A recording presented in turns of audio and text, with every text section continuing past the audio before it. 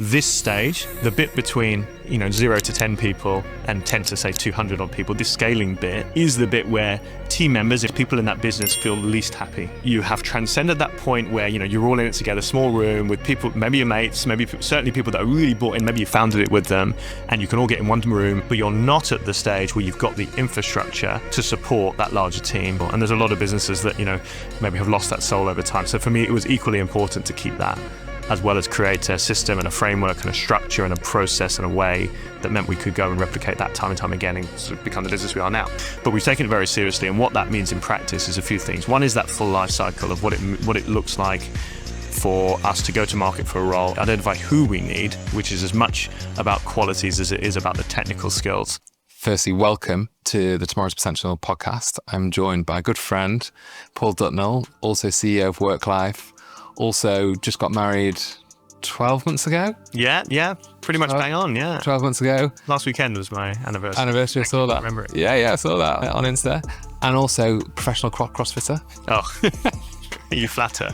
Maybe 10 years ago. Yeah, but I really appreciate the time today. I wanted to get into the crux of the Work-Life journey where you've been pivotal to scaling. From when you joined, I think Work-Life, for people's context, they had 7 sites across London, and now or 6 or 7 sites. Now you're up to 14, 15. Yeah, 14 going on 15. 14. Yeah, and hopefully more. Yeah. A few years later, yeah, we're a service workspace provider. Yeah. Exactly as you say. Revenue approximately doubled in that time frame. We had a slightly challenging pandemic in the middle of it as well, which was good fun, and we can talk about that too. Yeah. But yeah, it's been quite a journey over the last 7 years. Yeah. So the listeners are founders, CEOs, scaling, trying to reach that 8-figure mark. You've now well exceeded that. When you first joined, what were the core elements which you found, and what were the things which you were confident in pursuing from an initiatives perspective to try and get that scale-up journey going? Sure.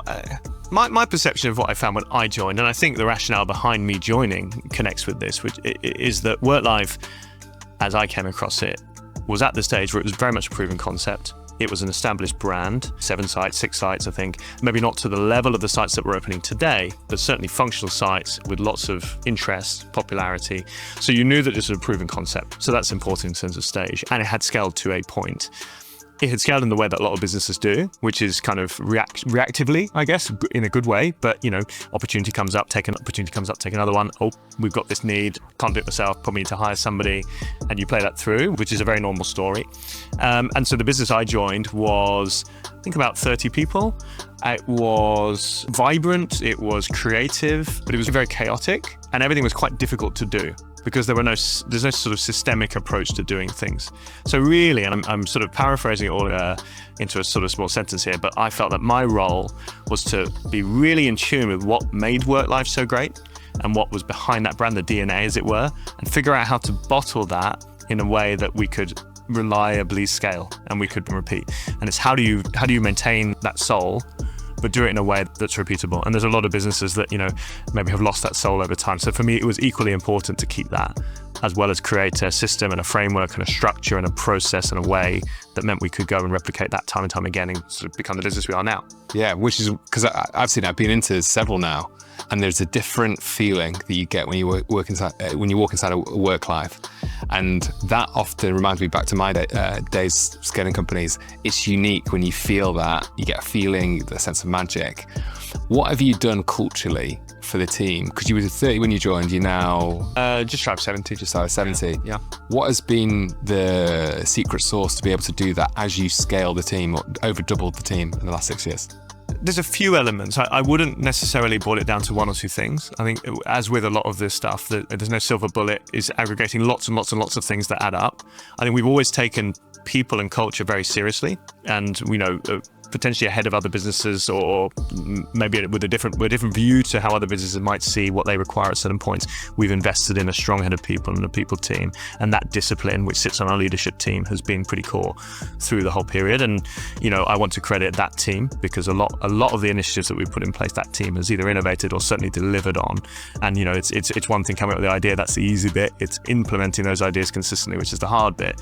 But we've taken it very seriously, and what that means in practice is a few things. One is that full life cycle of what it looks like for us to go to market for a role, identify who we need, which is as much about qualities as it is about the technical skills, run a process that is reliable in producing those types of people who we feel will be great additions to our team and be additive to our culture and the intentional culture that we have in mind, how we can give them the support and the tooling and the structure through a onboarding process and an initial period to be able to be successful in their roles, and how to then have a system across all of the people in the business that means that we're working together in one team and we respect our behaviors and our culture as much as we do our maybe more tangible goals. There's a bit of fluff in that language, but you can imagine behind that there's quite a lot of technical stuff that needs to be in place and quite a lot of processes, policies, ways of doing things and rigor that needs to be in place. That means you can do that at scale as it's 30, 40, 50, 60, 70 people. I think one of the advantages that we've had is getting that in place early and being quite respectful of how important that is to us. For someone, say they're about 10 people, they know that they now have to build out the hiring process or the onboarding. Tactically, what do they need? Specific software? Do they identify character traits? Do they need certain capability matrix? Like, what does that look like? Is the 30, 60, 90-day onboarding? Someone that's never done this before, what's like a good blueprint for them to follow? Sure, and it is a little bit situational, depending on the business. I think the first thing I'd say is be really explicit on what you're trying to build, and who you need needs to be both specifically within that domain. If you're hiring a specialist or a generalist, but you'll have a very strong sense, or make sure you have a very strong sense of what this person is there to create. I like to think about it like this, which is if you made a successful hire and you fast forward 12 months or 24 months, be able to articulate what the world looks like now, what's happened, what's been created, what's the win that you're patting them on the back going, this is awesome, I'm so pleased you joined, and reverse engineer that. Because that's what you're buying in, essentially. Not a job description, not a set of tasks. You're buying in those results, those outcomes.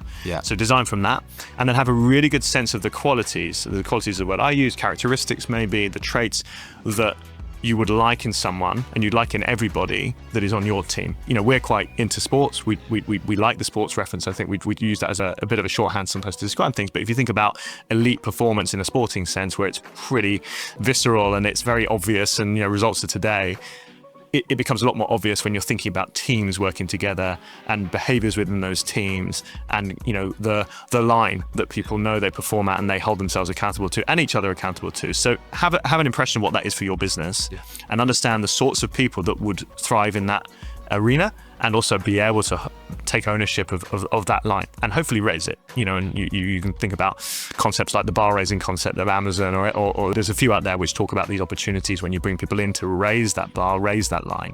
But you have to be really sure on that. And I think what I perceive is people tend to be better at recruiting for the hard skills and the technical qualities, not for the other qualities I actually think in the end are the better predictor of success. Yeah. What are the 3 qualities you always look for?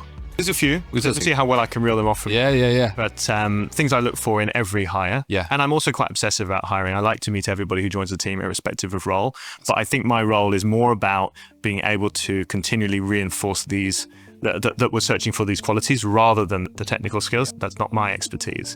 IQ is important. I think there's a level of intelligence that I like to look for in people, that they're going to be able to grasp the concepts and the things that we're working on, particularly where we're trying to do things that haven't been done before in our sector potentially. And I think one of the things I'm quite strong on is our ability to innovate and to kind of set the course rather than follow. EQ, particularly in our world, I think in every business, but particularly in ours, we are a people business.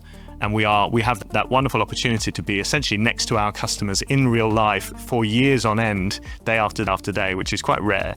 So EQ is a really, really important quality for us. Humility, we're a team. And I think there is a sort of distinctive character trait around people who tend to bias the team's successes over the individual successes. And I think if you are not wired that way, it would be difficult. I think you would find some friction in working at Work.Life in how we've set things up, everything from how we set up incentives to how we set up goals to what we celebrate, how we celebrate. And we made that mistake before. So you learn some of these things through experience, obviously. A bias to action and initiative is really, really key. And those two things together essentially look like people who are actively scanning and looking for things that we can work on and have that gene that they just want to go and improve that thing. And if you then times that over 60, 70 people, you can imagine just how much you can create versus people who maybe aren't wired that way. So that's a wonderful thing to bring in. And with that, a sense of ownership. And that's on us to create that in our culture. But I also want people who like the accountability, people who kind of look at the world as give me the ball and I'll run with it, and I think you can suss that out as well if you're clever in your interview process. Those are great. If everyone listening, make sure those are in the hiring process in some form or fashion. Over the last 6 years, you would have seen lots of highs and lots of lows. Maybe not lots of lows, but definitely lots of highs with the growth. What have been the most challenging moments for you personally going through that and moving into the CEO role, but also the business? And I'm asking that from the perspective of someone listening to this who's maybe 6-figure revenue or just getting into 7-figure revenue, looking to scale. That might be some learnings that you've gone through, which you can go, actually avoid this, or this is going to be really hard, this part of it. Well, I'll start with the latter, because that's the first thing that came to mind. And it was very interesting. A mutual friend of ours, Matt Phelan, whose business is the Happiness Index, they've just released a report, and there's loads in this report. But one of the things that stood out to me is that it is a known fact that this stage, the bit between 0 to 10 people and 10 to say 200 odd people, this small business bit, this scaling bit, is the bit where team members, if people in that business, feel least happy. And you think about why that is, and in a large part, that's because you have transcended that point where you're all in it together, small room with people, maybe your mates, maybe certainly people that are really bought in, maybe you founded it with them, and you can all get in one room as one team. Again, I think about Amazon's 2 pizza teams concept. You're literally going past that barrier of 10, 11, 12 people. Now, okay, there's a different challenge in coordinating there, but you have that sort of really close team effect at that point. You've passed that, but you're not at the stage where you've got the infrastructure to support that larger team, to support career pathing, to support specialisms, to give the tooling and the individual support to everybody in every function. And so you're in this kind of slightly difficult, it's not no man's land, but there's this slightly difficult space.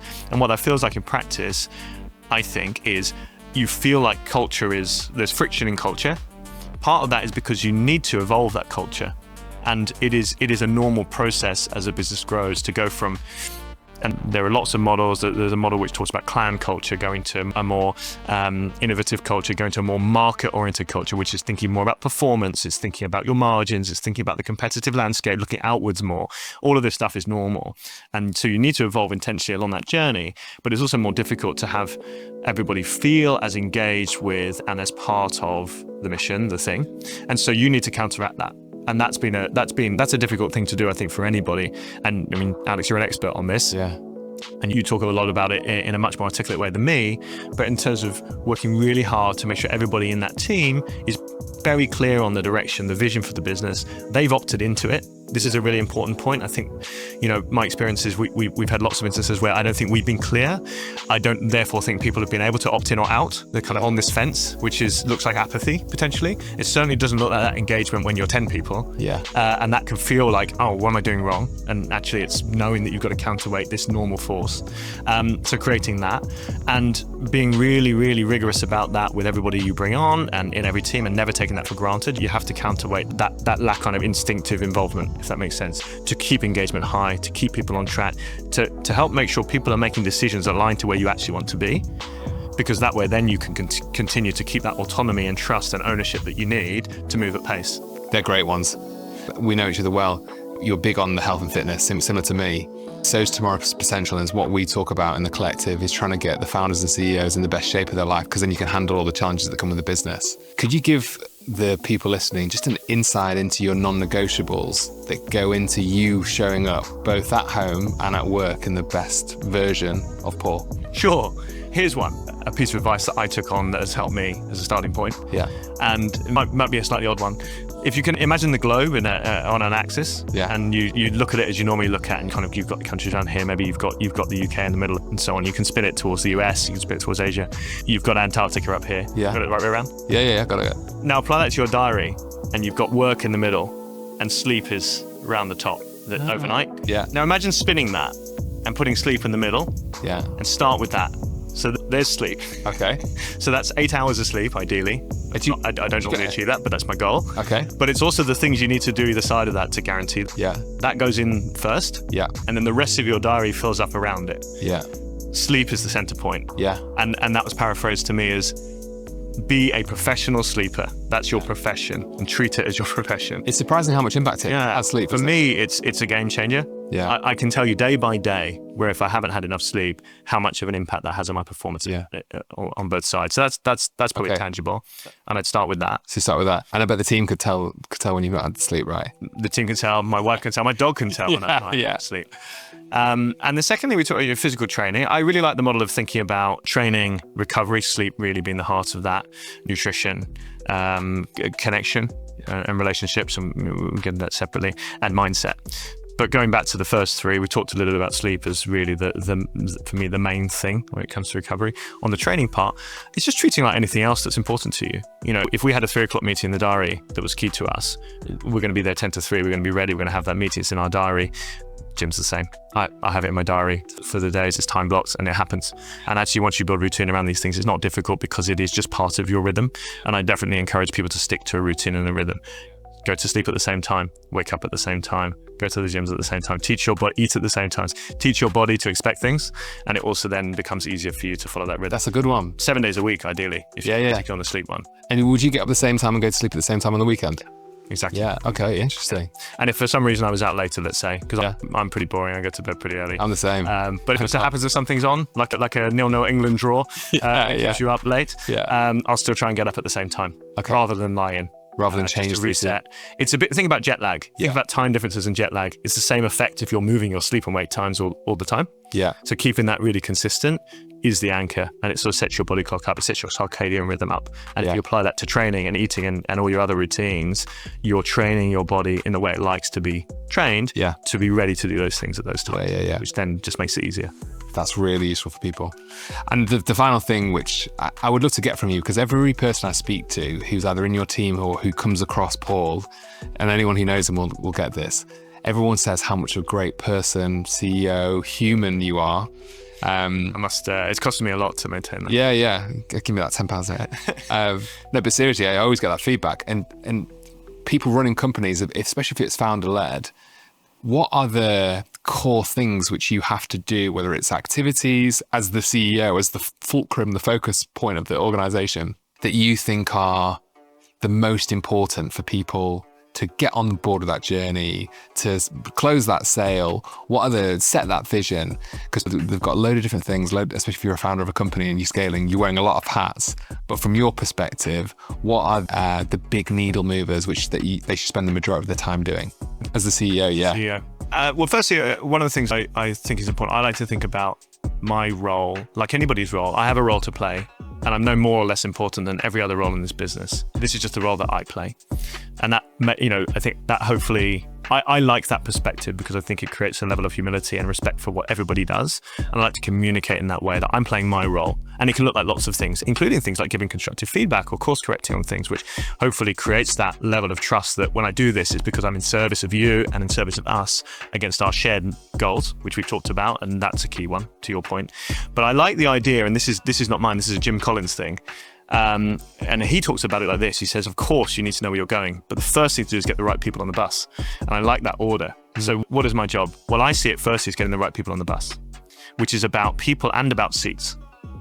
And that's the other part of that, which is, are people in the right roles, in the right seats? Have you organized this team in a way that makes sense and is going to allow this group of great people to be greater than the sum of their parts and bring the best out of the people in your team? And sometimes that's obvious, but sometimes it's not. It's the cliche about your best salesperson not being your best sales manager, that kind of thing.